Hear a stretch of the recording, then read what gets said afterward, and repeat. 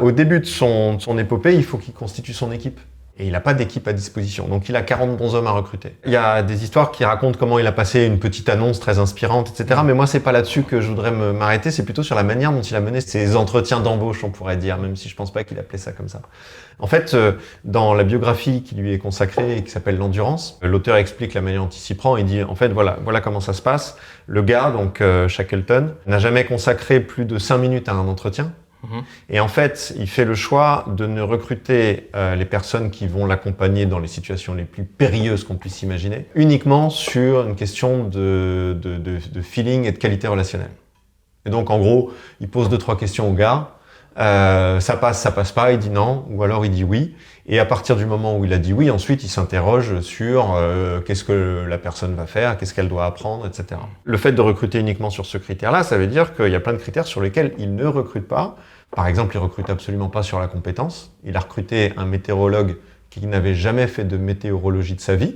Il se dit, bon, c'est pas grave, il apprendra, il a un cerveau, quoi. Même chose avec le cuistot, même chose avec un certain nombre de fonctions qui sont quand même des fonctions clés dans ce genre d'aventure. Et en fait, le pari qu'il faisait, c'est de se dire, ce qui va faire qu'on va s'en sortir vivant ou pas, c'est la solidarité, c'est la capacité à se faire confiance et c'est le plaisir qu'on va avoir à passer du temps ensemble. Ouais.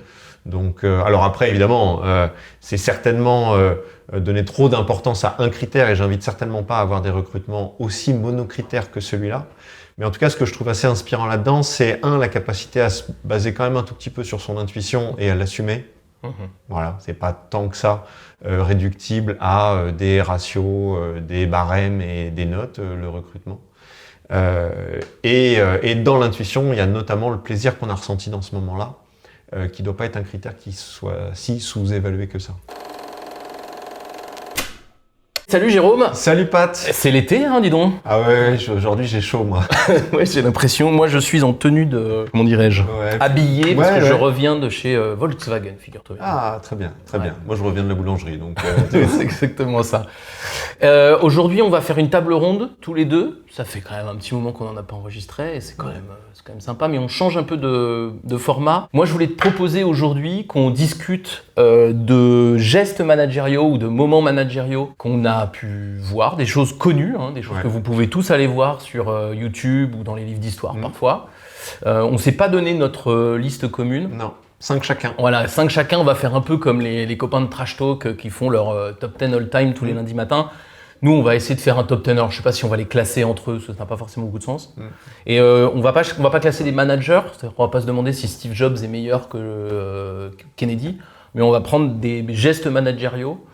Et puis, ce qu'on vous invite à faire, évidemment, c'est, si vous n'êtes pas d'accord avec nous, vous commentez. Et si vous avez d'autres gestes managériaux dont vous avez envie de parler avec nous, on les met en commentaire. Et puis on réagira et on les notera parce qu'on va noter les gestes managériaux en fonction de l'utilité qu'elles ont eu pour nous. Ouais, c'est ça, des moments qui nous ont fait réfléchir. Enfin, en tout cas, moi, c'est comme ça que j'ai réfléchi. Je me suis dit, tiens, la dernière fois ou les dernières fois où j'ai vu quelqu'un, alors ça peut être un manager, mais en tout cas quelqu'un qui est en situation d'influence par rapport à un groupe. Et qui a pour but d'aider cette équipe à atteindre un objectif collectif. La dernière fois que j'ai vu quelqu'un dans ce rôle-là et je me suis dit ça, il y a quand même quelque chose à en retenir, c'était qui ? Et effectivement, des personnages publics. Voilà, des personnages que vous pourrez retrouver. Donc on vous en parle aussi parce que c'est probablement des séquences vidéo ou des petits exemples que vous pourrez réutiliser dans vos présentations, dans vos séminaires, pourquoi pas. Les extraits vidéo sont souvent faciles à trouver. Et moi, je conseille souvent, c'est utile quand on est manager. J'aime pas trop les citations brutes, je trouve qu'on leur fait un peu dire n'importe quoi, et puis en plus c'est toujours Ford et Kennedy pour le coup. Mais par contre j'aime bien quand on a une histoire un peu consistante à raconter. Donc cette vidéo là de table ronde, elle est là pour vous proposer des histoires que vous pouvez réutiliser ou pas si elles vous inspirent pas pour apprendre des choses. Alors le premier que tu nous proposes c'est une dame. Qui a fêté son jubilé il y a pas si longtemps que ça. Oh là là, Elisabeth II, de son nom de famille. Elisabeth, en fait, moi, ce qui m'intéresse chez Elisabeth II, c'est globalement sa capacité à obtenir le maximum d'effets avec le minimum d'efforts, pour le dire simplement. C'est-à-dire que... Je veux dire qu'elle travaille pas beaucoup. Ça m'intéresse. Non, je sais pas si elle travaille beaucoup ou pas. En tout cas, ça se voit pas. Et c'est pas pour ça qu'elle est admirée. C'est pas par sa quantité de travail qu'elle est admirée. C'est pas par la fréquence de ses interventions. D'ailleurs, je crois qu'en 70 ans de règne, elle a dû faire 4 ou 5 prise de parole publique, adresse à la nation, pas plus. En revanche, c'est quelqu'un qui est vraiment garante de la stabilité, de la légitimité des gouvernements en place, etc. Et je trouve que c'est quelqu'un qui tire sa fonction et son efficacité justement de sa non-action et de sa capacité à pas trop agir. Alors, est-ce que tu as un exemple pour voilà, un élément, un moment où ça t'a frappé pour qu'on puisse vraiment bien l'utiliser? Là où ça m'a le plus frappé, c'est plus en regardant une fiction inspirée de la réalité que de la réalité, c'est la série The Crown. D'accord. Où on voit notamment dans les premières années du règne d'Élisabeth II, à l'époque elle avait peut-être une trentaine d'années ou quelque chose comme ça. Et en fait, elle explique, et tu te rends compte dans un certain nombre de scènes de cette série, que à chaque fois, la tentation d'agir et la tentation d'intervenir pour exister constitue quasiment la principale menace à la Constitution, en fait. C'est-à-dire que là, face à telle situation, face à telle prise de position du Premier ministre de l'époque, face à tel scandale ou catastrophe naturelle, elle veut absolument intervenir. Et ses conseillers lui réussissent à l'en empêcher. Et en fait, elle réalise après que ça aurait été une catastrophe qu'elle intervienne, en fait. Et notamment, il y a une partie, il y a une scène dont je me souviens dans la série où c'est un petit peu plus tard et elle commence à expliquer à Charles le rôle de monarque. Charles, à l'époque, il est tout jeune, il a une vingtaine d'années. Mais elle lui dit en gros que la partie la plus difficile de son job, c'est justement la capacité à s'abstenir d'agir. Donc ça, moi, je comprends. Comment ça a un effet? Ou en tout cas, en quoi ça a un effet? Parce que ne pas agir pour ne pas avoir d'effet, moi, je vois bien. Ouais. Le fait qu'agir puisse avoir un effet négatif, je peux comprendre aussi. Ouais. Mais là, ce qu'on a envie de comprendre, c'est en quoi ne pas agir peut avoir un effet. Je pense à ça parce que derrière, évidemment, on va se dire « Ouais, mais alors un manager, il y a des moments où vous ne devez pas agir, mais pour espérer quel effet ?» Ouais. Donc, comment tu nous guiderais là-dessus? Moi, je pense que la question habituelle qu'on se pose, c'est dans quelles circonstances je dois agir, ou plutôt comment je dois agir. Et là, elle, la question qu'elle nous propose, c'est dans quelle situation je ne dois surtout pas agir. Et en fait, la non-action d'Élisabeth, elle permet à la fois de laisser un rôle important, valorisant à plein de gens. Genre au Premier ministre. Exactement, à d'autres ministres, etc. Elle permet aussi, elle, de pouvoir continuer d'incarner une figure à laquelle tout le monde peut se rattacher, parce qu'en fait, un des principes de la monarchie en Angleterre, c'est d'être non partisan. Donc, plus elle agit, plus elle risque de le devenir. Exactement.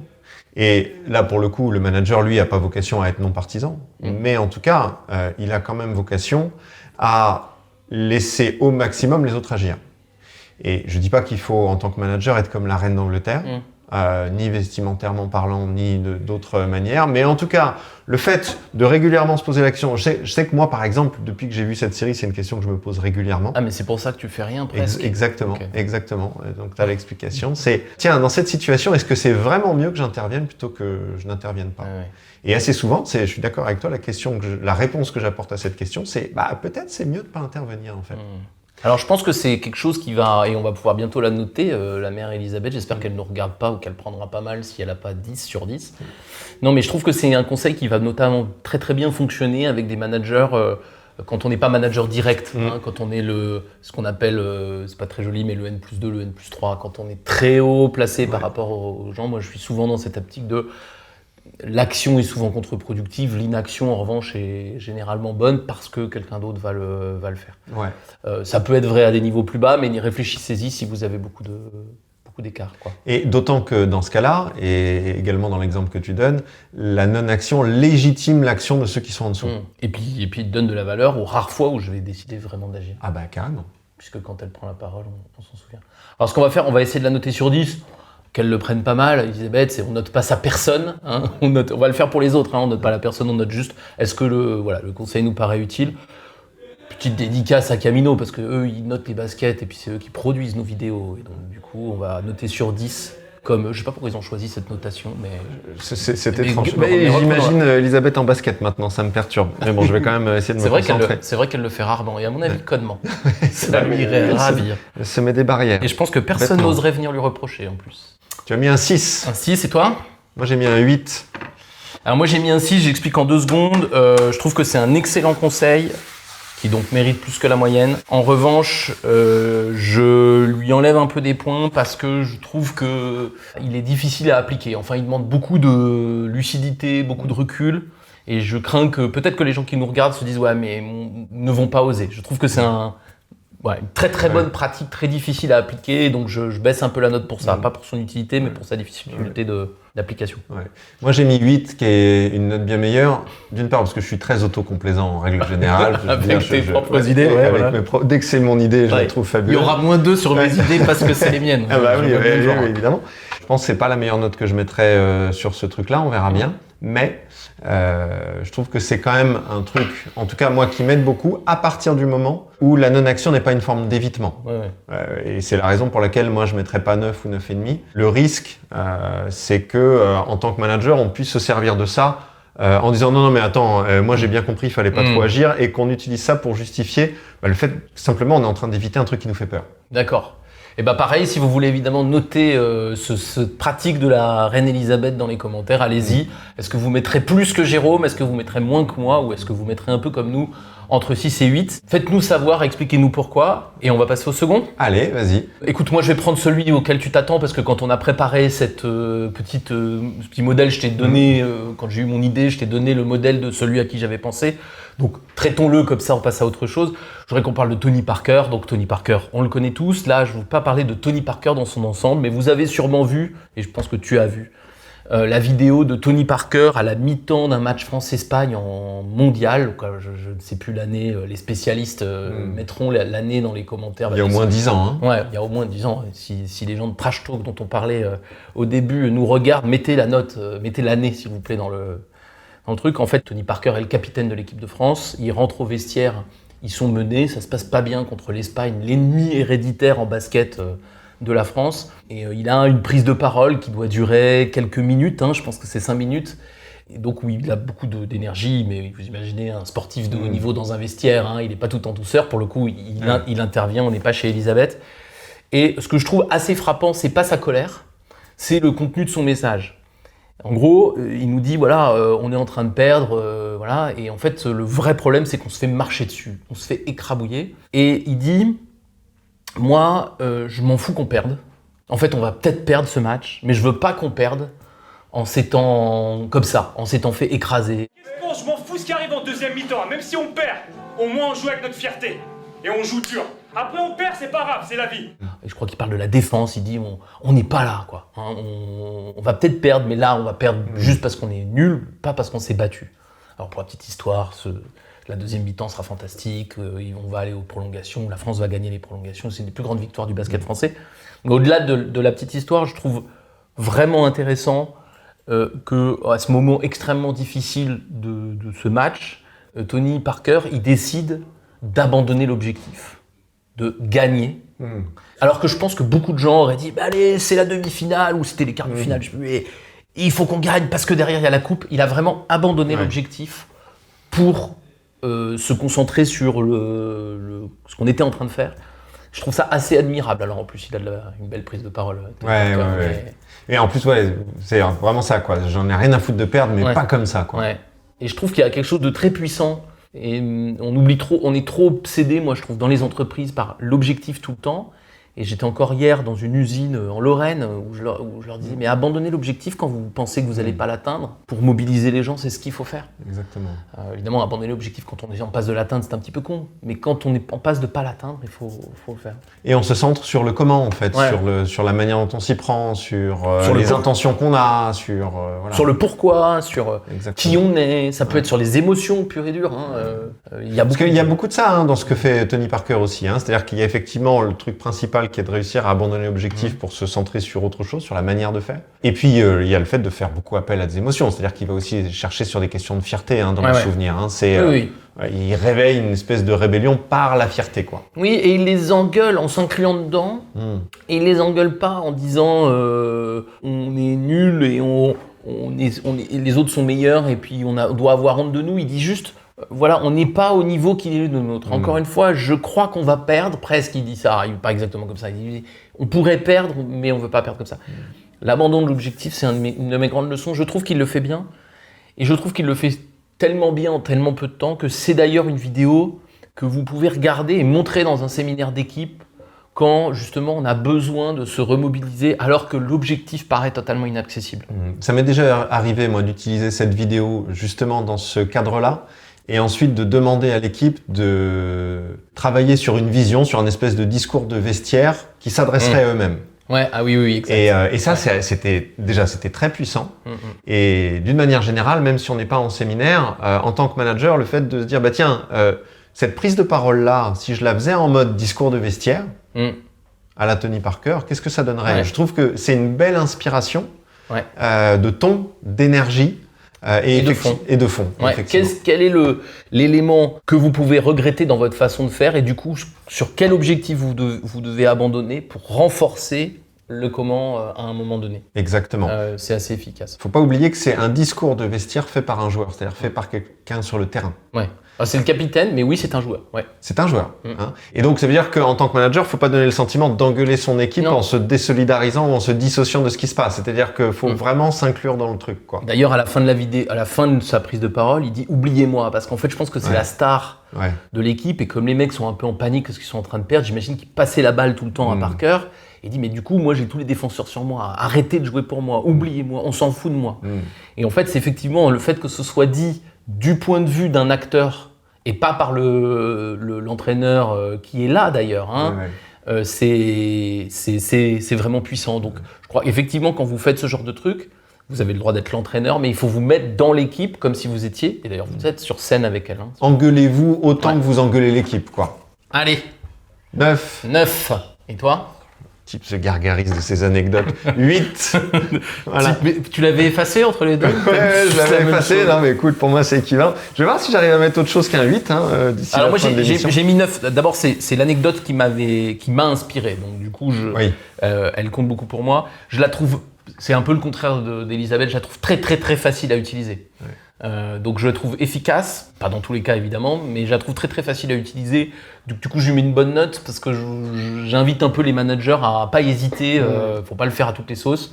Mais ça marche très très bien. Ouais. J'ai hésité à mettre 9 honnêtement, pour les mêmes raisons et pour le côté très pratique et très inspirant. En plus, il est sur YouTube. C'est facile d'accès. Je me demande si c'est pas un brin de mauvaise foi qui m'a fait rester à 8. J'y réfléchis, je te redis. On continue, à toi? On continue. Moi, j'ai en tête un type qui est pas forcément extrêmement connu de nos jours, qui s'appelle Ernest Shackleton, explorateur polaire du début du XXe siècle. Le 1914, son importance. Le type, donc anglais, en tout cas britannique, se met en tête d'aller traverser le pôle sud avec 40 bons hommes. En 1914? Au début de la Première Guerre mondiale. Sans le Gore-Tex, sans le truc et sans le pays qui peut t'aider, quoi. Et avec à une époque où les gens sont occupés à autre chose que de te sauver, quoi. Exactement. Donc ça, c'est un détail qui a son importance, puisque pour la petite histoire, ils vont rester coincés près de 2 ans, pris par les glaces, et puis ensuite, ils vont mettre près de 2 ans à s'en sortir tous vivants. Donc il est souvent cité dans les leaders un peu inspirants. Moi, c'est un moment particulier de l'histoire de l'endurance. Donc l'endurance, c'est le bateau qui les a emmenés au début et qui s'est retrouvé pris et complètement écrasé par les glaces. Et donc finalement, ils se sont débrouillés beaucoup plus sans le bateau qu'avec le bateau. Mais en tout cas, au début de son épopée, il faut qu'il constitue son équipe.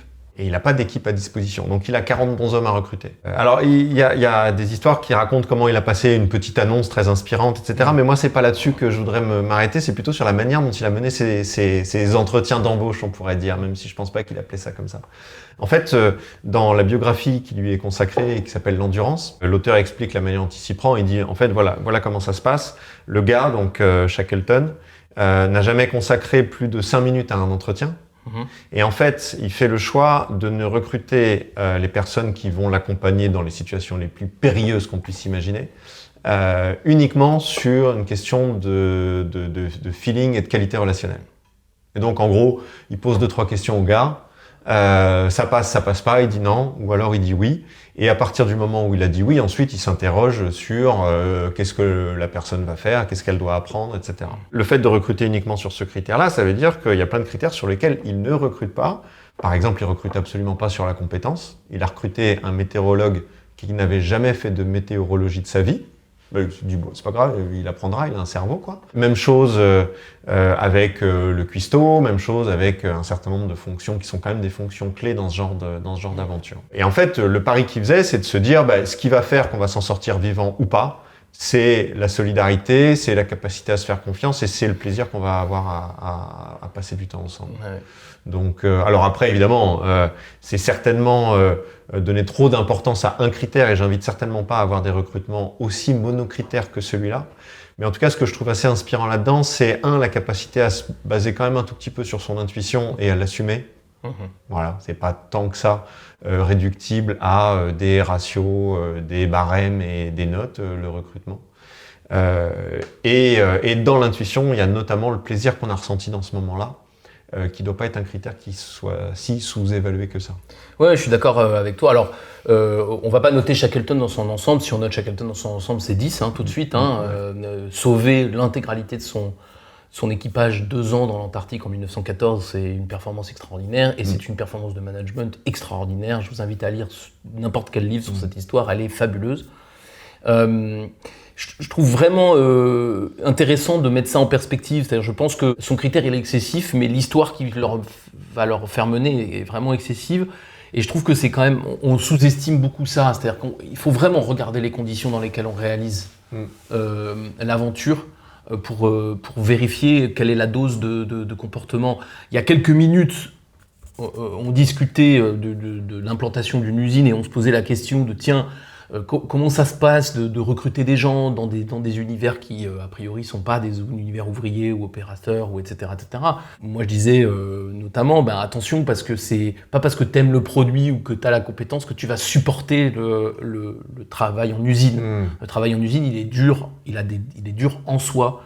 Et même si j'adore ce que je fabrique, je peux être très touché par ce que je fais et je peux le trouver ça hyper dur, ou au contraire, ça va pouvoir mettre en place des choses qui me plaisent ou qui me conviennent. Et donc ça, je suis assez d'accord en revanche sur l'idée de dire ne prenez pas, c'est pour ça que le CV c'est un vrai problème, ne prenez pas une liste de compétences pour remplir un poste. Dites-vous que ça va se faire dans un contexte, notamment relationnel, mais pas Exactement. Mais là, en l'occurrence, c'était ça, c'était promiscuité, c'était isolement, et pour ça qu'il faut prendre en compte le contexte. Et j'ai un copain là qui travaille chez Engie, qui avait visité un grand hangar réfrigéré, parce qu'ils font la climatisation, parce que c'est un hangar où on garde des glaces qu'on mange l'été. Donc il fait -20. Et donc tu as des gens qui bossent par -20 là-dedans. Moi, je crois qu'il ne faut pas regarder s'ils sont capables d'être caristes ou s'ils sont capables de faire le job. Je pense qu'il faut regarder qu'est-ce qu'ils ont en eux pour supporter ce genre de conditions de travail. Et il n'y a pas le choix. Les glaces vont avoir un problème. Donc je trouve que ça nous donne envie d'aller voir le contexte et de voir nos critères. Top. On note pas Shackleton en entier. J'ai mis 8, mesdames et messieurs. 7, ok. J'ai mis 7. Encore une fois, j'aurais mis Shackleton en entier, j'aurais mis 10. Je pense que c'est un excellent réflexe. Il est contextuel, mais je trouve que c'est vraiment, en tout cas, une question qu'il faut toujours se poser. Très bon exemple à utiliser dans certains cas, mais très très bon exemple. Et moi, j'ai mis 8, qui est une bonne note. Qui est ta note, quoi. Ouais, qui est ma note. Et notamment parce que je trouve que ça illustre un autre truc qui est important à mes yeux, c'est que le recrutement ne se fait pas uniquement lors du recrutement. Et je trouve que le défaut que je vois dans le recrutement, c'est le fait de chercher la perle rare en considérant qu'à partir du moment où on l'a, ça ira. Et que si ça marche pas, c'est qu'on ne l'avait pas. Et on sous-estime vachement la contribution de l'ensemble de l'équipe et on n'en fait pas suffisamment un sujet relationnel, quoi. Alors pour continuer, moi je vous propose un acteur belge, Benoît Poelvoorde. J'ai un acteur, c'est pas un de ses personnages. Benoît Poelvoorde, il fait une émission de télé, vous retrouverez ça sur YouTube, dans lequel il raconte à sa manière donc magistrale, c'est irrésistible Benoît Poelvoorde, la différence entre le cinéma belge et le cinéma français. Bagnole dans le cadre, tout le monde va commencer à hurler. Donc la première assistance m'a gueulé. Putain, le réalisateur gueule d'abord. Le réalisateur va dire putain, il y a une bagnole dans le cadre. Ça arrive au premier assistant qui gueule sur le premier assistant. En gros, il dit dans le cinéma français, s'il y a une voiture dans le champ, le réalisateur dit à l'assistant réalisateur bouge cette bagnole. Et puis il explique tout le cascading. T'imagines Poelvoorde faire ça. Et donc, il y a 10 personnes qui sont dans la liste, qui se font engueuler, jusqu'à ce que finalement, tu es le stagiaire à la fin qui va finir par bouger la bagnole. Et pour conclure son anecdote, il dit dans le cinéma belge, on n'a pas de moyens, et donc plutôt que de savoir qui a bougé la bagnole, tu la bouges. Tu la bouges. Donc c'est une anecdote de tournage, hein, donc de quelque chose de l'ordre du management qui nous est rapporté, qui nous rappelle la simplicité parfois d'une action et que c'est pas toujours dans le management, dans la hiérarchie. Parfois on a peur de bypasser ou au contraire. Et je trouve qu'il nous rappelle avec un style incroyable que parfois il faut savoir faire simplement les choses, basiquement, premier degré. J'avais même fait une fois des cartes postales avec la photo de Poulvord dans cette émission et c'était marqué, je crois que tu la bouges la caisse ou je sais pas quoi, pour inciter les gens à se dire, plutôt que de se plaindre de tout ce qui se passe autour de vous et qui vous gêne, des fois, bougez la bagnole, quoi. L'éloge de la simplicité. Moi, ça me rappelle un des souvenirs les plus marquants que j'avais de la première année où j'avais travaillé dans une boîte. C'est il y a déjà quelques temps. Et il y avait un espèce de boss qui pour moi était, tu vois, le mec avait 55 balais, c'était un expert de son domaine, il manageait une grosse équipe, etc. Pour moi, c'était... Et le jour où je l'ai vu, les manches remontées, en train d'aider son assistante à décharger des cartons qui étaient là pour la préparation d'un séminaire ou un truc comme ça, l'effet que ça m'avait fait, parce que dans mon esprit, c'était pas possible, quoi. Dans mon esprit, tu vois, il y avait vraiment le côté, il va pas mettre la main à la pâte, c'est pas son rôle. Et il y a vraiment ce truc-là dans ce que dit Poulvord, c'est ok, il y a une organisation, éventuellement il y a de la hiérarchie et ça a un rôle, mais il faut aussi être capable de s'en affranchir, surtout quand c'est complètement débile, quoi. Et on est juste des humains qui travaillent ensemble pour un but commun, et puis voilà, quoi. Ça me fait, je rebondis encore, pardon, on vous en donne plein, mais ça vous donne des histoires à raconter. J'entendais une histoire de tournage sur le tournage de Predator. Donc Predator, l'acteur principal, c'est Arnold Schwarzenegger. À l'époque, c'est une méga star. C'est toujours une grande star, mais c'est une méga star. Et il raconte que Arnold Schwarzenegger, c'est un mec qui roule beaucoup les mécaniques, mais c'est aussi un mec très humble et très gentil. Et justement, quand sur le tournage, qui est un tournage compliqué dans la jungle et tout, pareil, il vient prendre les caisses et il vient aider à bouger. Quand il y a un truc à faire, il aide. Il s'en fout, en fait, c'est pas son job, mais il est là pour aider. En fait, cette attitude, il dit pas que tout le monde doit faire tout et n'importe quoi, mais cette attitude quand même de pas hyper cloisonner les actions, je trouve qu'elle est vraiment utile. Et avoir quelqu'un comme avec la verve de Poulvord, qui est quand même exceptionnel, ça nous aide. Et encore une fois, vidéo qui doit faire 1 minute, je pense, très facile à utiliser dans une réunion, dans un séminaire. Je l'avais fait chez Engie aussi, devant 400 ou 500 personnes. Les gens avaient eu leur petite carte postale et c'était rigolo, ça avait bien marché. Et puis c'est tellement drôle quand il le dit. Tellement drôle, tellement drôle. La belle note. T'as mis 8. J'ai mis 8, ouais. Moi j'ai mis 7,5. Parce que j'hésitais. Putain, mais t'écris vachement mieux que moi. Oui, je sais. Moi ça grince vachement quand j'appuie comme ça. Ouais, non, moi j'ai mis 8 à Poulvord, très facile à utiliser dans beaucoup de cas. J'ai hésité, pareil, à mettre un petit peu moins. Moi, le geste est magnifique, par contre c'est presque un peu simpliste. Donc ne pas l'utiliser à tort et à travers sous prétexte d'avoir l'air d'être un tout petit peu donneur de leçons. Voilà, mais la raison pour laquelle j'ai mis un chouïa moins, c'est que dans mon expérience de ce que je vois dans les entreprises et tout ça, c'est pas forcément ça qui manque le plus aux managers que je connais en tout cas. Moi, des managers qui hésitent pas à mettre la main à la pâte, qui sont pas tellement dans le côté condescendant, princier, machin. Je trouve que c'est pas ça le premier truc sur lequel ils doivent consacrer leur énergie, parce qu'ils le font déjà très bien en fait. Je trouve. Mais quand vous avez besoin de ça, la vidéo est vraiment cool, très facile à utiliser. Exactement. Aussi. On continue, je vais changer de face sur ce que je vais accuser le matériel. Ouais, on va voir. On est clair là-dessus. Est-ce que tu veux qu'on échange de craie ? Ouais. Mais là, t'as plus aucune excuse. Non, là j'ai plus beaucoup d'excuses, j'espère que ça va marcher ce coup-ci. On va voir. Celui que j'ai envie de faire maintenant, c'est Donald Trump. Ah, bah oui, parce que je voulais pas que tu fasses que des anglais, moi. Ouais, ça m'inquiétait que tu fasses que des anglais. Non, lui il est américain si ma mémoire est bonne. Ouais. Ô combien ? Alors évidemment, on va certainement pas noter le personnage. On pourrait, hein. Oui, mais en tout cas, c'est pas pour ça que je l'ai choisi.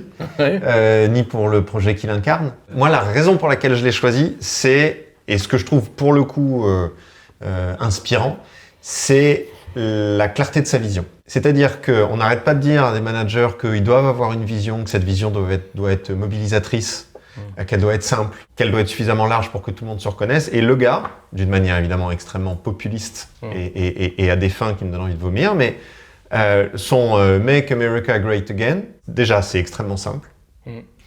Il le martèle constamment, c'est-à-dire qu'il fait constamment référence à sa vision.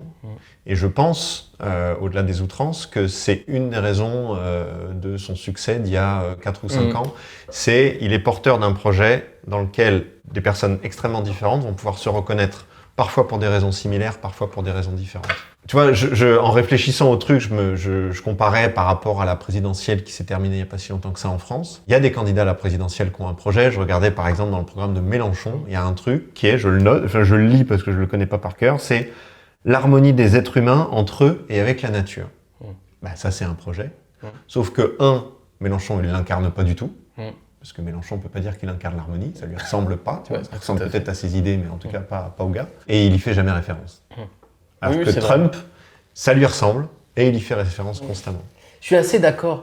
En fait, alors là c'est intéressant parce que ça va marcher aussi en management, mais on a un travers politique qui malheureusement est moins vrai chez les populistes, et je pense que c'est une raison de leur succès. Exact. Parce que si tu regardes les différents populistes en Angleterre, aux US... ou Berlusconi c'est un peu différent je pense, mais même Poutine ou quoi, ils ont une capacité à donner ça, c'est un peu toujours la même chose, aux US c'est souvent bien marketé, mais Yes We Can, c'était pas mal aussi, il y avait quelque chose d'encore plus simple. Et je trouve qu'effectivement dans la politique un peu moins extrémiste, on a souvent cette espèce d'envie d'expliquer avec plein de détails, avec plein d'exemples, parce qu'on veut prouver que c'est très machin. Et on passe à côté de l'essentiel, c'est-à-dire qu'on passe à côté du sens général qu'il faut apporter aux choses.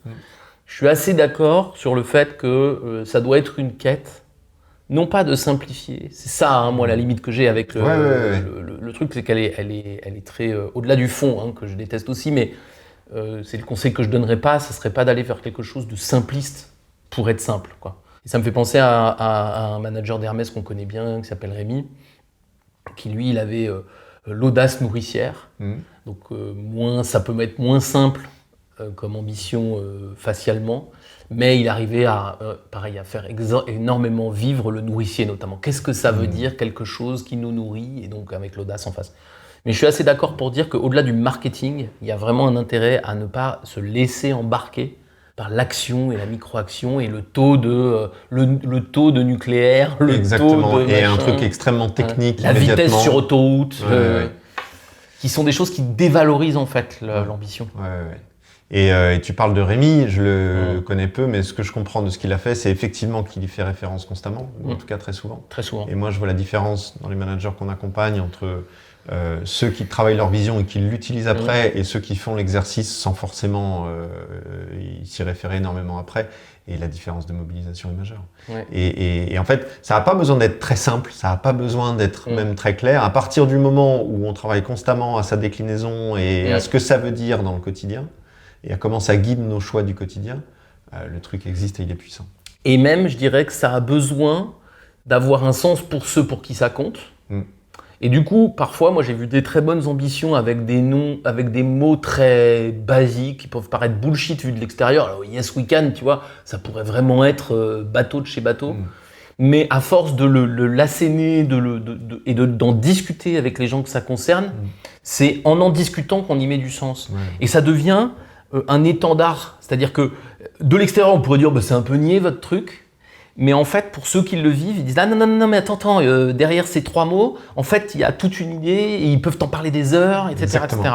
Mais pour ça, effectivement, il faut en parler très souvent, et pas le laisser s'aspirer vers des détails. C'est aussi le problème que vous allez avoir, par exemple, avec certains élus écologistes qui, par exemple, vont trop peu vendre le but, et du coup, on ne va retenir que des choses ridicules comme, je sais pas, l'interdiction des sapins de Noël.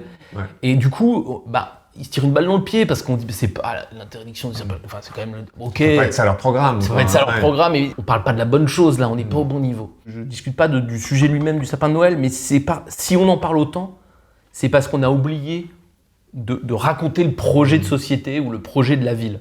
Et que du coup, on reste sur la mesure. Et la mesure, elle est toujours isolée, donc prise toute seule, elle est vite toujours un petit peu ridicule. Exactement. Elle n'a de sens que dans un projet global. Intéressant. Alors, notons Donald Trump. Je lui ai mis 7. Bonne note. Moi, je lui ai mis 8 à Donald. Juste parce que c'est la note que je dessine le mieux et que... Ça marche mieux, moi. Et toi, ça marche quand même un peu mieux. J'ai mis 7 à Donald Trump. Je pense qu'il y a un petit truc émotionnel. Une barrière à pas aller plus haut. Non, je pense que je veux pas mettre une note super élevée parce que je pense que il faut faire attention à ne pas être simpliste en étant simple, en voulant être simple. En revanche, ça mérite un 7 et pas moins, parce que le fait de rester là-haut, extrêmement important. Et d'ailleurs, je pense qu'il a fait du répulsif à chaque fois qu'il a été trop faire son mur sur le Mexique. Il est devenu, c'est devenu ridicule et insupportable. Et que derrière le mec America Great Again, il aurait pu avoir un projet, un autre politique aurait pu avoir un projet avec plus de souffle. Et moi j'ai mis 8 justement pour sa capacité à rester là-haut, comme tu dis, c'est-à-dire à rester au niveau du Graal. Il y descend tout le temps, mais il remonte. Il en descend, mais il remonte. De ce point de vue-là, c'est un peu comparable à Elisabeth, qui reste aussi sur une forme de Graal qui pourrait être l'unité de la nation. Je pense que si je devais résumer le Graal d'Elisabeth, je dirais que c'est l'unité de la nation. Et elle y reste tout le temps. Et elle n'a même pas besoin de l'énoncer. En fait. Ouais, bien sûr. Donc, bon, alors là, il est séculaire. Même note, Donald, Elisabeth, même combat. Together. Ça me fait penser pareil, je les prends pas dans l'ordre, mais du coup je vais rester en Amérique. J'ai revu récemment Full Metal Jacket. Ah oui. Et c'est pas vraiment du management, ça se ressentira peut-être dans les notes, mais moi ça m'avait beaucoup marqué. Tu te rappelles du casque? Il y a plein de choses dans Full Metal Jacket, sur la guerre, le sens des choses, etc. Et moi j'ai toujours été troublé par son casque. Donc le casque du héros, c'est un casque qui arbore en même temps Born to Kill et Peace and Love. Okay. Et moi j'ai vu le film assez jeune. Et puis je l'ai revu de temps en temps, et je l'ai encore revu à chaque fois. Et à chaque fois, je trouve que c'est la merveille de ce film, c'est qu'à chaque fois, j'étais troublé par le casque, mais d'une façon générale, que veut me dire le film? Et j'arrive pas à le trouver profondément antimilitariste. J'arrive pas du tout à le trouver militariste, parce qu'il n'est pas du tout, mais je trouve qu'il y a un trouble comme ça dans la façon de présenter l'univers et les gens. Et moi, le rapport avec le management, c'est que je trouve qu'on a tous des casques de ce genre, c'est-à-dire avec des énormes contradictions. Ouais. Et ce personnage, il est attachant, c'est le seul qui est attachant, enfin, le seul, non, c'est un des personnages attachants du film. Et je trouve que c'est intéressant de se rappeler que c'est pas parce qu'on a des contradictions qu'on n'est pas attachant, c'est pas parce qu'on a des contradictions qu'on n'est pas le héros. Et c'est pas parce qu'on a des contradictions qu'on peut pas avancer. Et Born to Kill et Peace and Love, il est sur le terrain et il va se battre. Je sais pas si ça lui fait du bien ou si il l'a en horreur, mais du coup il reste un humain. Et les autres personnages, notamment l'engagé Baleine, malheureusement, il n'arrive pas à faire exister cette même ambivalence qu'on a tous, et donc ça le détruit extrêmement vite. Alors bien sûr, le Vietnam, je suis pas en train de cautionner tout ça, je ne dis pas que c'est bien d'avoir réagi, mais je trouve qu'il nous le montre de façon dure. Mais ça fait réfléchir sur, oui, quand on manage des gens, quand on veut les emmener faire quelque chose, on les emmène avec le casque et donc avec les contradictions. Et c'est pas grave, ils vont pouvoir le faire, mais en tout cas, il faut que ça puisse exister. Il faut pas lui demander d'enlever le casque. C'est étonnant d'ailleurs qu'on lui demande pas d'enlever ça. Donc voilà, j'ai toujours été frappé en management par ce cas-là, même si c'est pas. Je trouve ça vraiment intéressant. Moi, je connais pas le film. C'est vrai, tu connais pas. Mais moi, je connais aucun film où il n'y a pas Hugh Grant qui joue. Il n'est pas. Pas Hugh Grant. Non, il est pas. Il y a Mathieu Modine, mais c'est pas. T'avances pas beaucoup. Hein. Et non, c'est Stanley Kubrick quand même, tu le sais ça. Maintenant que tu me le dis, oui, bien sûr. Oui, c'est un film avec Stanley Kubrick, c'est ça? Exactement. Oui, ok. Vous pouvez dire du mal en commentaire de Jérôme sur notre échange qu'on vient d'avoir. Du moment que vous dites pas du mal de Hugh Grant, ça me gêne pas. Vous pouvez aussi donc dire du mal de Hugh Grant si vous voulez. Non, ce que j'aime bien aussi dans l'exemple que tu donnes là, c'est que ces contradictions, il les affiche en fait. Et ça, je trouve que c'est quelque chose très inspirant. C'est effectivement, comme tu le dis, des contradictions, on en a toujours. Déjà, on est pris dans des contradictions et on est nous-mêmes contradictoires sur plein de trucs. On veut responsabiliser et on s'énerve quand il y a des initiatives qui vont pas dans notre sens, etc. On veut des gens vertueux, mais on l'est pas toujours. Et là, ton héros, ce que je trouve génial, c'est que en fait, il les affiche vraiment au sens propre du terme, ces contradictions. Et pour les afficher, il faut les accepter. Et le fait de pas complètement se battre contre, le fait de pas les nier, le fait de pas chercher à les cacher, ou de les résoudre, ni de les résoudre, mais de dire voilà, ma contradiction ou mes contradictions, elles sont là, je fais avec, je les accepte et je cherche pas à les camoufler. Ça, je trouve ça vraiment très intéressant. Et alors regarde le film parce qu'il est intégralement dans cette énergie-là, au milieu des contradictions que peuvent avoir des humains plongés dans la guerre. Mais la guerre, c'est intéressant au niveau cinématographique parce que c'est tellement émotionnellement, on monte tellement haut que ça permet de montrer des émotions de façon très évidente. plus que dans d'autres situations, donc c'est pratique. Ça me rappelle une histoire de CSE, ça, tu sais, les instances dans les entreprises, là, d'un patron de site qui avait été, entre guillemets, pris comme ça en pleine contradiction. Je ne sais plus exactement ce qui se passait, mais en gros, un élu, je ne sais plus si c'était Sud ou CGT, lui avait justement fait remarquer qu'en fait, il prêchait A alors qu'il avait prêché B à peu près 10 minutes avant, en fait. Et en général, surtout dans une instance comme ça, assez formelle, où il y a un compte-rendu qui est noté en direct par quelqu'un qui est payé pour ça, etc., quand un de tes élus te dit « Non mais, monsieur Bois, vous êtes contradictoire sur ce truc-là », ton réflexe, c'est de dire « Ben non ». Et lui, sans l'ombre d'une hésitation, avait dit « Oui ». Ça m'avait scotché. C'est puissant. Ça m'avait scotché. Oui, effectivement, je m'en rends compte, je suis contradictoire sur ce point-là, et je vais vous expliquer pourquoi je le suis. Ouais, mais c'est puissant. Mais en fait, je crois qu'on est tous là. On parle beaucoup d'environnement, on en est tous là. On a tous envie de faire des efforts et on a tous envie d'aller en voyage, voir, je sais pas, l'Amérique du Sud. À un moment donné, on n'arrivera pas. Tu peux pas résoudre ces contradictions. Il va falloir les accepter. Ça veut dire qu'il faut aller dans les deux sens, mais c'est comme ça. En fait, il faut pas culpabiliser d'avoir des envies contradictoires. Exactement. Je crois que c'est vraiment le cœur de l'être humain et c'est vraiment intéressant de se le rappeler parce que ça va exister, ça existe, ça existera toujours et on va pas essayer de résoudre ça. Bon, allez, on note.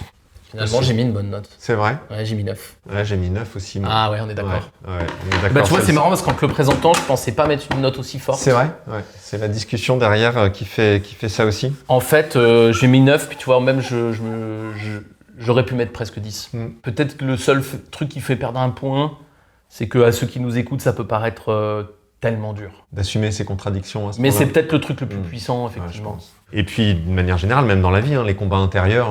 Ouais, c'est extraordinaire. Comment est-ce qu'on arrive à mettre un terme à ces combats intérieurs ? C'est en les acceptant, quoi. Mais en les foutant sur le casque, en les montrant. Exactement. Bah oui, parce que sinon, combat intérieur, ça veut dire qu'il y en a un qui gagne et un qui perd, mais c'est toujours moi qui gagne ou qui perd. Donc je peux jamais avoir une victoire totale. Ouais. Donc autant être en paix avec ça. Allez, on continue. Allez. On est au 4e chez toi. Exact. Donc on classe notre 7e acte managérial. Ah oui, c'est vrai. Ouais. Alors moi, j'ai mis quelqu'un que je connais très peu, dans un univers que je connais très peu. L'univers, c'est le football. Donc rien que comme je le dis déjà, voilà, donc, déjà, je connais très peu. Et Handball, football. Ah, exactement, voilà. Non, lui, c'est bien football. Et c'est José Mourinho. Ah ouais. Il y a une série documentaire sur Netflix en ce moment qui s'appelle Parole de coach ou Mots de coach ou quelque chose comme ça. Et lui, il est le héros d'un des épisodes de cette série.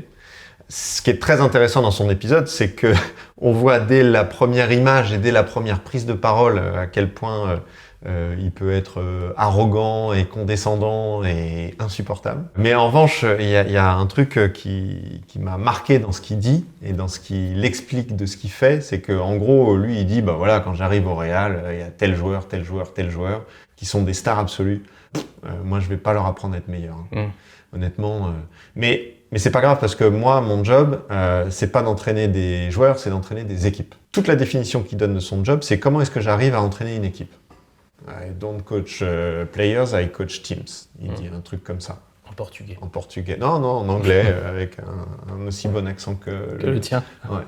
Et ça, je trouve ça intéressant, à la fois parce que effectivement, il fait assez souvent, en tout cas, il donne des exemples de choix qu'il fait qui sont des choix qui peuvent être au détriment d'individus très forts, mais au profit de l'équipe. Et puis, ça va pas que sur les choix qu'il fait, ça va aussi, contrairement à ce qu'on pourrait penser en le voyant comme ça, sur la proximité relationnelle qu'il a avec ses joueurs. Il dit, dans ma carrière, j'ai dû coacher une vingtaine ou une trentaine d'équipes. Encore aujourd'hui, des équipes que j'ai coachées il y a 20 ans, ça reste des équipes. C'est-à-dire qu'il y en a un qui appelle, les autres arrivent, quoi. Et ça, je trouve ça vraiment intéressant. En tant que manager, comment est-ce qu'on arrive, en étant souvent bien intentionné à vouloir faire progresser les individus, à se dire, mais je dois aussi faire progresser mon équipe dans son ensemble. Et mon job, c'est presque autant de faire progresser l'équipe dans son ensemble, comme une entité capable de produire de l'efficacité et puis du bien-être, que les meilleurs ou les moins bons de mon équipe, quoi. C'est marrant parce que ça me rend curieux, c'est assez ironique que ce soit pour moi José Mourinho que vient cette idée-là, parce qu'effectivement il a plutôt l'image d'un homme très cassant et très dur, et d'ailleurs qui change beaucoup d'équipes. Ouais. Mais c'est intéressant, je pense que ces grands coachs, ils ont souvent quand même cette notion-là. Et ça, pour le coup, moi, les managers, je suis très très souvent à conseiller, arrêtez de vous obséder de 2 choses. Arrêtez, de vous obséder de vos stars. Si c'est vraiment des stars, vous inquiétez pas, ça va bien se passer. Et 2, arrêtez de vous obséder de tout le temps vouloir faire bouger les gens individuellement, notamment sur leurs défauts. Je trouve que voilà, là où il a raison, c'est que les stars c'est utile, c'est très bien d'en avoir, pas qu'en foot, c'est très bien d'avoir des gens très doués, mais ça va marcher surtout quand on va réussir à créer une alchimie assez forte. Quoi. D'ailleurs c'est ce qu'il dit, il dit le meilleur joueur, sans une bonne équipe, il ne peut pas exprimer ses automatismes, il ne peut pas exprimer son potentiel. Donc il y a aussi pour les grands joueurs besoin d'une grande équipe. Ouais, c'est marrant, et d'ailleurs c'est rigolo, là on est une année où probablement Benzema qui va gagner le Ballon d'Or, donc il va être élu le meilleur joueur du monde. Si c'est pas lui, il sera deuxième, quelque chose comme ça. Et ce qui est intéressant, c'est que moi non plus, je suis pas un expert en football, mais moi, ce que j'ai compris de Benzema, c'est que c'était aussi justement une star dont la particularité était de beaucoup jouer en équipe, de beaucoup aller défendre, de beaucoup bouger, etc. Et je pense que c'est ça qui fait qu'il arrive à être une si grande star à 35 ans et plus fort que bien d'autres, c'est qu'il y a probablement ce souci de l'équipe avant le souci de la pure performance personnelle, même si ces performances personnelles sont hallucinantes, mais je trouve qu'il y a justement peut-être qu'elles sont hallucinantes parce que l'équipe lui renvoie cette générosité qu'il a. Ça doit jouer quoi. Ouais. Allez, on note José Mourinho. J'ai mis 7. Ouais, pourquoi ? Je vais te dire après. J'ai mis 7 aussi. Et ben voilà, on est d'accord. Moi j'ai mis 7 parce que je suis totalement d'accord avec l'idée, je la respecte profondément. À ce stade, je peux la trouver théorique. Et je peux me poser des questions sur concrètement comment je vais le développer. Ça. Alors tu me diras, ça aurait pu être le cas de Born to Kill et Peace and Love, mais je trouve moins en fait. En réalité, je trouve qu'il y a quelque chose de plus évident. Donc là, moi, il me semble que c'est une base de réflexion, mais pas un geste en soi. Exactement, ouais. Moi j'ai mis 7 aussi, ce qui est une note un peu plus basse que ce que j'ai eu l'habitude de mettre jusqu'à présent, justement. Et puis aussi parce qu'on est tributaire de la déclaration du gars. Ouais. Et qu'en réalité, on ne sait pas exactement. Moi, ce qui m'a inspiré, c'est plus ce qu'il a dit que ce que je l'ai vu faire en réalité. Et donc, je ne sais pas exactement comment il s'y prend. En revanche, je ne mets pas 5 ou 6 parce que j'en retiens quand même une idée. Ouais, moi c'est aussi. que quand on entend parler à tout bout de champ de manager coach, vous devez être des coachs, etc. Ce qui est intéressant comme transposition, c'est que être coach, c'est pas uniquement être coach d'individu, mais que vous pouvez aussi être manager coach pour votre équipe en tant qu'entité, en tant que système. Et ça, je trouve ça intéressant. Il y a peut-être Onesta qui dit des choses dans le même genre.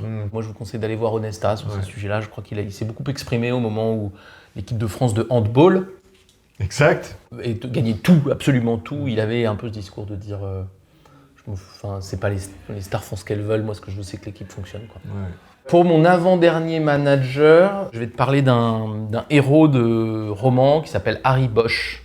Okay. Je pense en avoir déjà parlé avec toi, je ne sais pas si tu t'en souviens. Harry Bosch, c'est un enquêteur de police, héros des livres de Michael Connelly. Enfin, il a plusieurs héros, mais c'est son principal héros. Moi, c'est un des livres que j'ai lu très tôt. Moi, je lis beaucoup de policiers dark qui se passent dans les bas-fonds des grandes villes. En l'occurrence, là, c'est Los Angeles, mais peu importe. Et Harry Bosch, il m'a amené quelque chose que j'utilise et que je fais utiliser beaucoup en management. C'est l'expression qu'il utilise beaucoup, qui est tout le monde compte ou personne ne compte. En gros, ça se traduit comment ? Quand il est en train d'enquêter, il est aux homicides à Los Angeles, il y a beaucoup de meurtres là-bas. Et en gros, il a une posture qui dit « J'enquête sur tous les assassinats, que la victime soit une prostituée droguée, tu vois, qu'elle a rien pour elle et que tout le monde s'en fout de sa mort, ou que ce soit le fils du notable du coin, etc. etc. » Et dans toute sa façon de manager les jeunes inspecteurs qui sont autour de lui, de tous les gens, alors c'est beaucoup du fonctionnel, un peu hiérarchique, il y a toujours ce truc de il n'y a pas de raison de différencier mon énergie en fonction de l'importance prétendue de la personne dont je m'occupe. Et moi, ça m'a toujours beaucoup... Il y a un peu un truc avec la dignité des faibles, mais la dignité des faibles, c'est une autre façon de le dire parce que c'est quelque chose qui est encore plus orienté sur les faibles. Lui, je trouve qu'il y a quelque chose de purement égalitaire. La dignité des faibles, il pourrait presque y avoir un truc un peu démago. Parfois, la dignité des faibles, c'est Kaamelott pour ceux qui l'ont pas. On peut l'utiliser de façon un peu démago en disant « je m'occupe des faibles et les forces se débrouilleront ». Lui, il a vraiment ce truc de... alors lui c'est des Maccabées, pardon parce que mais en tout cas, peu importe, une victime est une victime. Je regarde pas, je n'ai pas à juger ça. Et je trouve intéressant en management d'avoir un peu cette idée que soit tout le monde compte, soit personne ne compte. Mais si je m'occupe des gens, alors je m'occupe des gens individuellement comme des individus uniques et équivalents et égaux. Et pas en lien avec la valeur que je leur attribue ou l'utilité que je vois en eux, quoi. Voilà, pas le pouvoir, pas le potentiel, la jeunesse, etc. etc. Et je trouve ça vraiment intéressant, c'est très humaniste comme manière d'enquêter. Et ça l'amène d'ailleurs à enquêter sur des meurtres de gens qu'il déteste, mais il le fait avec la même énergie. Il dit, moi, si je dois commencer à choisir et à juger les gens qui sont morts en fonction de l'importance qu'ils ont pour moi, alors mon boulot ne sert plus à rien, en fait. Donc je suis l'agent de quelque chose que je déteste. Donc je trouve que cette façon de regarder tout le monde à plat me plaît beaucoup et m'a beaucoup inspiré.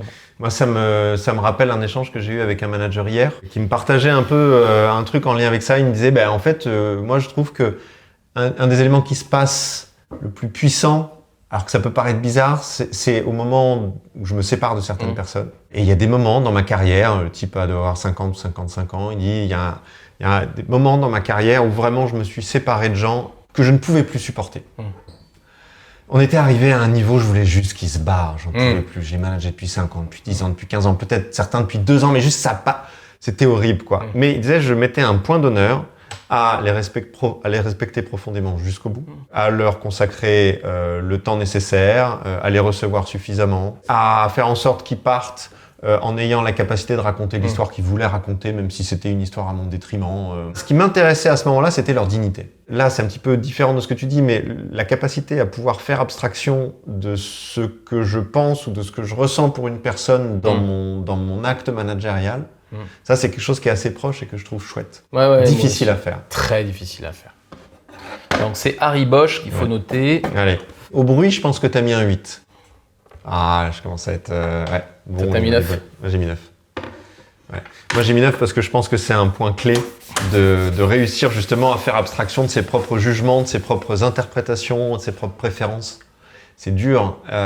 Et pour avoir souvent travaillé dans des contextes assez dégradés, je trouve qu'un des facteurs qui revient le plus souvent, c'est une espèce de sentiment d'iniquité, d'injustice dans la manière dont les choix sont faits, dans les comportements des managers vis-à-vis des uns des autres.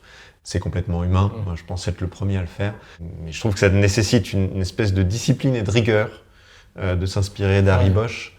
C'est pas complexe à faire, mais c'est vraiment compliqué, quoi. Oui, c'est pour ça que je mets 8. On est vraiment dans quelque chose qui est très simple à énoncer, très complexe à faire. D'ailleurs, c'est quelqu'un de très torturé, ce personnage, quoi. Je trouve qu'il y a quelque chose de très compliqué dans la mise en œuvre. C'est pour ça que je mets un petit peu en dessous. Après, effectivement, c'est quelque chose de très structurant. Eh ben, moi, j'en ai un dernier. Et oui, il nous en reste plus qu'un chacun. Ouais. Alors moi, j'y vais pas avec le dos de la cuillère. Pour le dernier, j'ai mis Socrate. Socrate. Ah. Ouais, Socrate, un jeune philosophe qui débute. Ouais, je l'ai jamais rencontré, mais en tout cas... A-t-il seulement déjà existé ? Je pense que oui. Je pense que oui. Toi, t'es de ceux qui pensent qu'il existe. Moi, je pense qu'il existe et que en ce moment, il est dans une villa avec Elvis Presley. C'est ça. Non, parce qu'il y a le débat. Ou est-ce que c'est Platon qui l'a inventé pour raconter ses histoires ? Vous pouvez nous dire, voir en commentaire s'il y a plus de gens côté Socrate existe ou côté c'est une invention de Platon pour voir. Il y a le même débat côté chinois. Hein. Lao Tse n'a pas existé, mais Confucius, oui. Donc là, tu vois. Mais en tout cas, moi, ce qui m'intéresse beaucoup chez lui, évidemment, c'est le premier truc qui vient à l'esprit, c'est sa pratique du questionnement. Et notamment une pratique du questionnement pour éduquer, pour aider et pour faire progresser. En gros, ce qui est raconté de ce type-là, c'est que c'est un type avec des habits très simples, avec des chaussures un peu moisies, qui se balade dans les rues, qui parle avec tout le monde et qui dispense son enseignement à tout le monde, indépendamment du statut, du rang social de la personne. C'est le relou de service qui va accoster tout le monde, quoi. Mais il le fait en un truc qui lui est très spécifique, c'est-à-dire qu'il offre des questions. Donc évidemment, il est le père de la maïotique, tout ça. Mais évidemment. Voilà, non, bien sûr. Je sais pas pourquoi tu le dis, les gens le savent. Je sais pas. Mais globalement, l'idée, c'est comment est-ce que je vais réussir à faire progresser une personne, non pas en lui apportant des réponses, mais en lui apportant la bonne question. Tu vois, par exemple, il y a je sais pas comment dire ça, une anecdote. Il n'a pas fait d'écrit, mais dans ce que racontent Platon puis les autres, si par exemple un type va le voir en disant « Hey Socrate, c'est dégueulasse, c'est vraiment injuste », la question de base que tu as tendance à poser, c'est « Pourquoi tu dis que c'est injuste ?» Et donc, tu invites la personne à déballer son truc. Et lui, dans son questionnement qui vise à faire réfléchir, c'est-à-dire à prendre du recul sur ta manière de penser et du coup à penser sur ta pensée, la question qu'il pose, c'est sur quelles hypothèses tu te bases pour dire que c'est injuste. Ce qui est évidemment plus compliqué, mais ce qui permet aussi à la personne d'explorer des chemins de pensée qu'il n'aurait pas explorés tout seul. Et ça, je trouve, c'est ça, moi, qui m'inspire là-dedans. C'est comment, en tant que manager, on peut aider les gens qu'on accompagne et qu'on cherche à faire progresser, à explorer des chemins de pensée qu'ils n'auraient pas explorés tout seuls. Et à faire en sorte que les questions qu'on leur pose soient des questions qui leur fassent faire des pas de côté. Tu vois, le genre de moment où on se dit « Ah putain, mais c'est une bonne question, ça. J'ai effectivement, moi, une expérience de ça qui est très concrète. Je pense que les managers l'ont vécu. Des moments de co-construction où vous demandez à votre équipe quel est votre avis, ou vous leur demandez de réagir, etc. Et soit ils le font pas, soit vous êtes extrêmement déçus des réponses. Et moi je dis souvent, c'est souvent parce que la question n'amenait pas à réfléchir. Et c'est vrai que c'est un vrai travail, un vrai effort, mais alors ça paye énormément, de passer un temps pour concevoir ou pour écrire des questions utiles. Exact. Et elles n'ont pas forcément besoin d'être complexes. Je prends un exemple tout bête. Par exemple, vous présentez un projet de réorganisation, etc. Vous allez avoir tendance à poser naturellement une question du genre « Qu'est-ce que vous en pensez ? Quelles sont vos réactions ?» Voire même, si c'est un tout petit peu plus évolué, « Qu'est-ce que vous aimez ? Qu'est-ce que vous n'aimez pas ?» C'est un peu mieux déjà. Mais par exemple, on pense rarement à poser la question quels sont les éléments qu'il faut mettre en place pour faire réussir telle partie de la réorganisation. En fait, cette question-là, elle est riche. Je ne dis pas qu'il ne faut pas mettre les autres, parce que les autres, elles vont chercher une émotion, et puis parfois, il faut l'évacuer. Mais pensez à mettre des questions, pas forcément compliquées, mais qui obligent à réfléchir pour répondre. Qui ne sont pas des pures questions émotionnelles. Sinon, vous risquez d'être déçu par les réponses. Attends, j'ai envie de faire une citation. Oula. Ouais. Socrate lui-même. Non, même pas de Socrate. Non, en général, on cite pas que Ford, on cite Einstein aussi. Ah oui, c'est vrai. Ouais. Et il paraît que le gars a dit un truc du genre... Einstein ? Ouais. Ah oui. Il paraît qu'il a dit un truc du genre, si j'avais 1 heure pour résoudre un problème dont ma vie dépendait, je passerais les 55 premières minutes à bien formuler la question, et alors les 5 dernières minutes me suffiraient à trouver la réponse. Mais tu vois, il y a un truc un peu comme ça dans ce que tu dis, de ne négligez pas la formulation de vos questions. Et c'est quand même un sacré bout du chemin que vous avez accompli quand vous faites ça. Et on va trop vite. On passe tellement de temps à faire des présentations pour expliquer tout et trop peu de temps à se demander mais on va poser quoi comme question ? Exactement. Et moi je pense que préparer une réunion, c'est préparer des questions. Ouais. Je suis tout à fait d'accord avec ça. Ouh, j'ai mis 10. Ouais. Et toi ? J'ai entendu au bruit, hein. J'ai vu, il y a beaucoup de traits là. Ouais. Vas-y, t'as mis Moi j'ai mis 9. J'ai mis 9. Ouais, ça me semble fondamental. Il faut qu'on pose de meilleures questions et qu'on considère en tant que manager que notre job est aussi de les poser, quoi. Moi, j'ai mis 10, pas parce que je pense que la solution est meilleure en soi, mais c'est parce que je me suis aperçu avant de noter que j'avais souvent dit les précédentes fois, j'enlève des points parce que c'est très difficile à faire. Ça, c'est très facile à faire. Ça n'est que c'est que du temps. Enfin, il faut juste mettre son cerveau dessus. Si vous mettez votre cerveau dessus, vous allez y arriver. Il n'y a pas d'excuse. On arrivera toujours à poser des bonnes questions. On passe beaucoup trop de temps à chercher à répondre à des questions qu'on n'a pas posées. Et donc, passer du temps à faire ça, c'est pas plus important que ce qu'on a dit sur les contradictions. C'est pas plus important que ce qu'on a dit avec José Mourinho. Par contre, c'est beaucoup plus facile à faire. Et donc, allez-y. Il y a quelque chose qui t'a empêché de mettre 10 ? Est-ce qu'il y a quelque chose qui m'a empêché de mettre 10 mon doute dans l'existence de la perfection absolue. Ouais, ça m'étonne pas. Ouais. Je pense que ça étonne... Il n'y a pas que moi que ça n'étonne pas dans cette salle. Je peux me permettre. Je sais pas comment interpréter ce message, mais en tout cas, moi j'ai terminé. Écoute, c'est rigolo parce que tu as terminé par la Grèce antique et moi je vais terminer par l'Asie. Et étonnamment, on a peu parlé d'Asie alors qu'on est tous les deux... intéressé, passionné et très curieux de ce qui se passe en Asie. J'ai pris une référence contemporaine mais qui explique des choses ancestrales. Donc je vous propose un élément du film Les Trois Royaumes de John Woo. Le film Les Trois Royaumes de John Woo est une adaptation, pour ceux qui ne le savent pas, d'un grand roman qui est un peu les Chevaliers de la Table Ronde chinois, c'est les Trois Royaumes. C'est un peu du même acabit. Avec la même place dans la culture. La même place dans la culture, c'est un peu le même genre. des histoires d'ailleurs de chevalerie, de samouraï, etc. Plongez-vous là-dedans, c'est génial. Le film a le mérite de nous rendre ça accessible avec une forme très spectaculaire, des très beaux décors, il y a de l'action, c'est sympa. Bon. Il y a plein de choses à retenir des Trois Royaumes. Et moi, j'ai un souvenir assez ému vers la fin du film d'une scène de thé, du rituel du thé. Et je trouve qu'il y a plein de choses dans le film qui vont dans ce sens-là, mais la scène du thé le montre particulièrement. On est dans une bataille qui s'annonce extrêmement déséquilibrée entre l'armée de résistance qui est celle de nos héros et l'armée d'attaque qui est celle du méchant du film. Hein, c'est clairement comme ça, c'est très manichéen ce film-là, mais c'est pas grave, c'est très sympa pour autant. Et à un moment donné, donc tout le film, c'est toutes les questions qu'on va se poser pour retourner le rapport de force qui est exagérément déséquilibré. Hein. Ils font exprès dans le film pour qu'on soit vraiment curieux. Normalement, ça ne peut pas marcher. C'est 30 000 contre 300 000, je crois, donc ça va poser un problème. Et il y a un moment où la femme du général prend un risque inouï d'aller voir l'ennemi qui est séduit par elle. Il faut dire qu'elle est très très très belle. Et elle va lui offrir le thé. Et en fait, le temps qu'elle va passer à ce rituel, et vous savez combien c'est important en Asie, le rituel du thé, va permettre à la météo de changer et à la bataille de changer d'issue, quoi. Et ce que je trouve assez fascinant dans cette scène, c'est à quel point il a fallu ralentir les choses. D'ailleurs, c'est dans un film très masculin de guerre, avec des hommes qui se battent. C'est elle qui a l'intelligence d'aller faire cet acte totalement non belliqueux facialement, parce qu'en fait c'est ça qui permet de gagner la guerre. Dans cette façon de regarder le problème stratégique et tactique, quelque chose de profondément intelligent, et d'autant plus intelligent qu'on n'y pense pas assez. Hein, ralentir le temps. Ouais.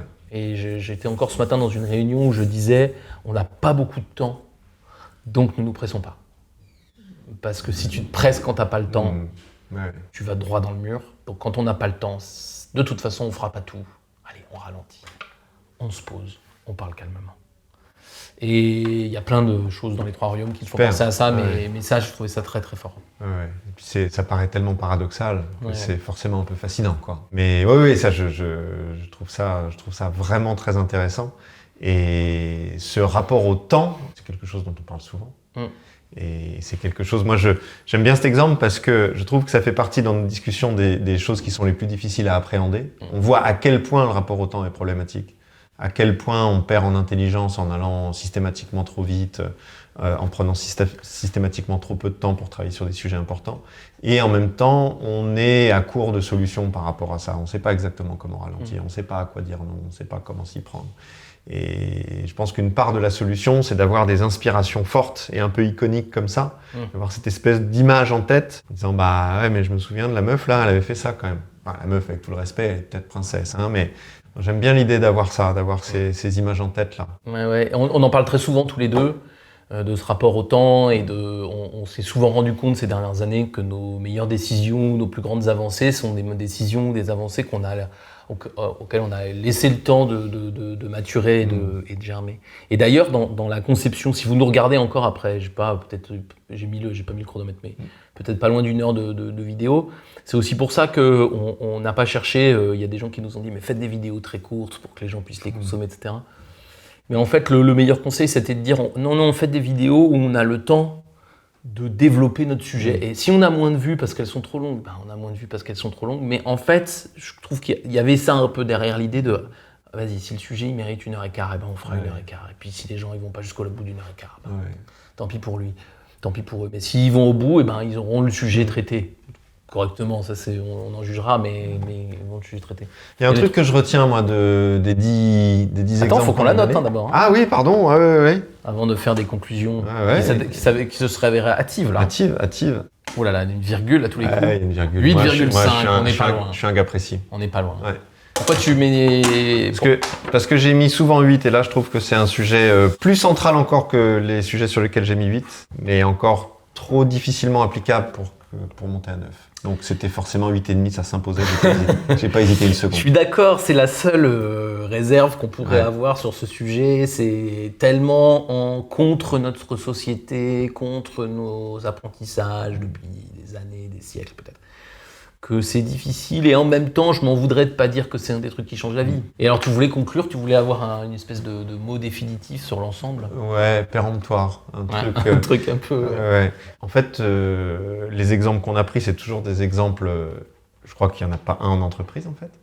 Non, je crois pas. Donc, il n'y en a pas un en entreprise, il n'y en a pas un Non, Shackleton, ouais, non, c'est pas une entreprise commerciale. C'est pas une entreprise commerciale, c'est pas... C'est une aventure. Tu vois, c'est pas une SARL ou une SAS, quoi. Ouais. Donc, c'est une aventure. Mais justement, le mot aventure, quoi. À chaque fois, c'est des aventures collectives. Dans différents domaines, mais à chaque fois, c'est des aventures collectives. En fait, j'aime bien arriver à cette conclusion-là, parce que le management, c'est une question d'aventure collective. Bien sûr.